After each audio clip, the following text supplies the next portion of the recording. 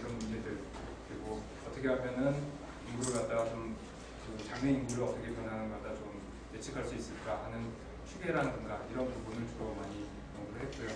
거기서 시작이 되어서 인구 부분에서 연결이 되는 게 그러면은 그 나이 든 세대와 젊은 세대 간의 그 변화들 부분에 대해서도 연구를 하게 되고, 또 결국에는 사람들이 어떤 이유 때문에 이런 변화를 가져올까라는 걸 보다 보니까 행복 관련된 연구까지도 진행을 하게 되었습니다.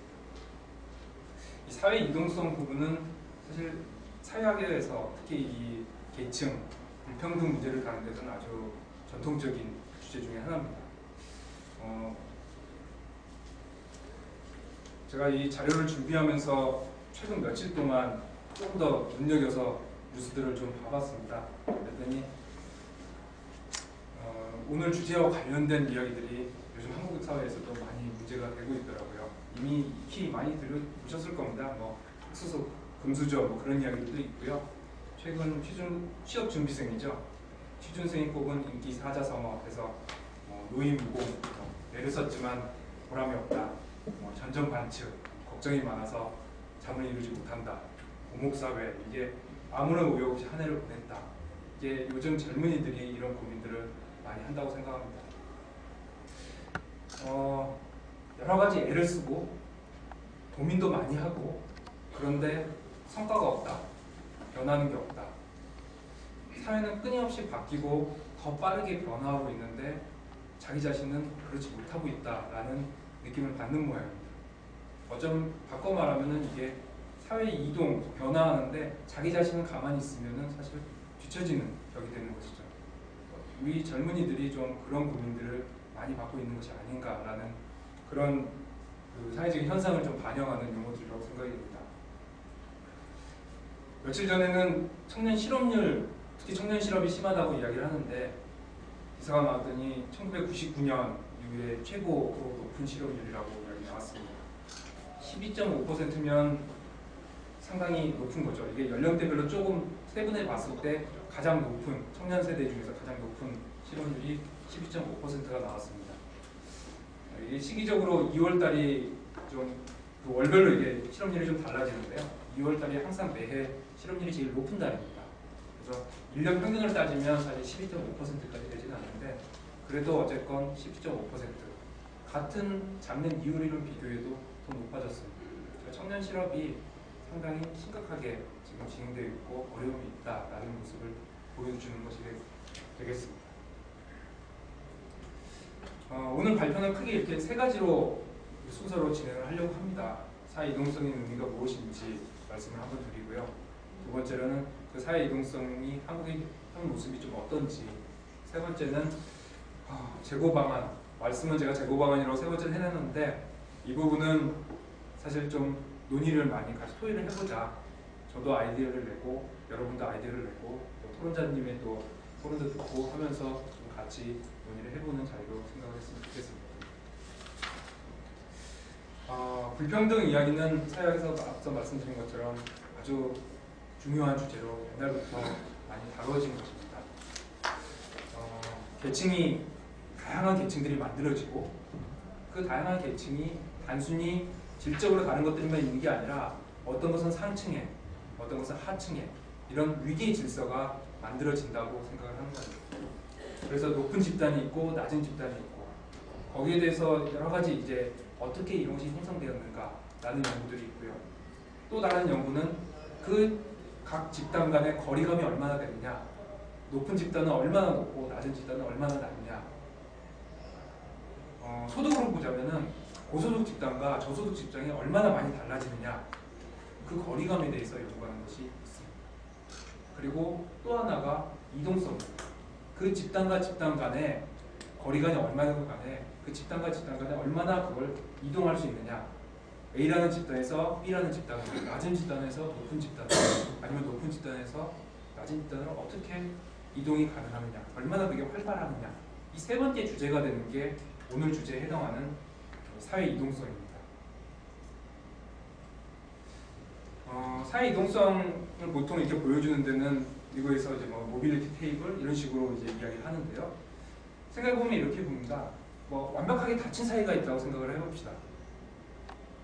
높은 지위에 있는 사람은 그걸 갖다가 평생 그 높은 지위를 유지할 수 있고 또 자기 자식에게도 그대로 높은 지위를 물려줄 수 있다. 낮은 지위로 있던 사람은 낮은 지위로 살아야 되고 그 자녀들도 낮은 지위로 살 수밖에 없다. 그런 사회라면 완벽하게 닫힌 사회가 될 겁니다. 그러니까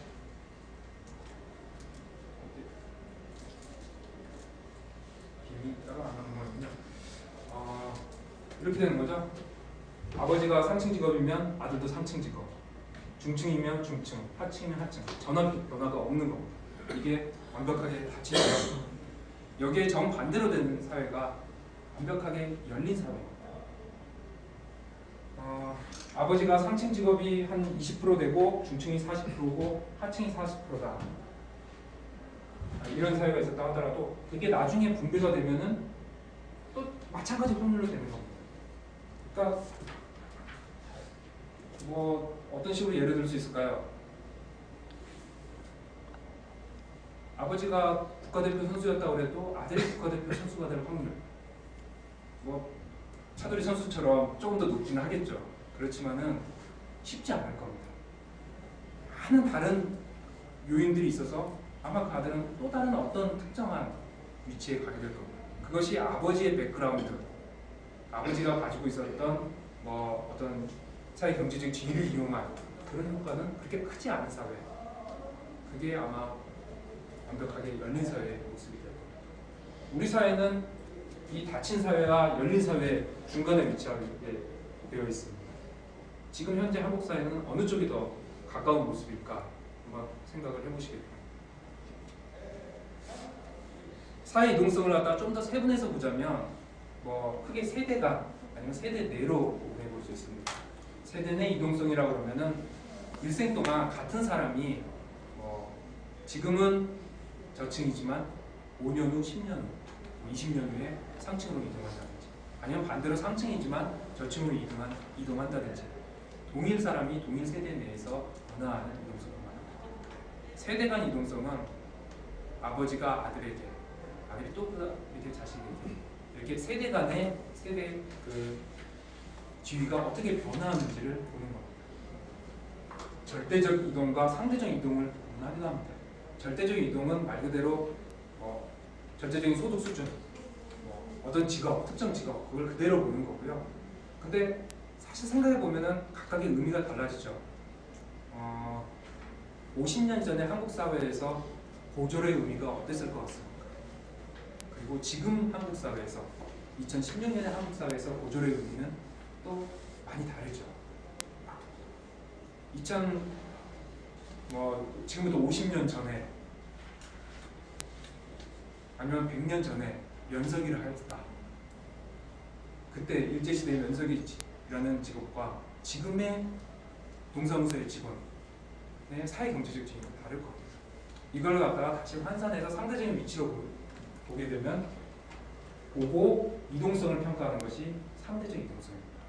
한국 사회에서는 절대적 이동성이 큰 변화가 있었습니다. 뒤에 가서 다시 한번 말씀을 드리도록 하겠습니다. 사회 이동성이 어떤 의미를 갖는지 한번 생각을 해볼 필요가 있습니다. 기본적으로 사회 이동성이라는 것은 그 사회가 얼마나 열려 있는 사회이냐라는 걸 보여주는 지표입니다. 기본적으로 기회의 평등을 갖다가 의미합니다.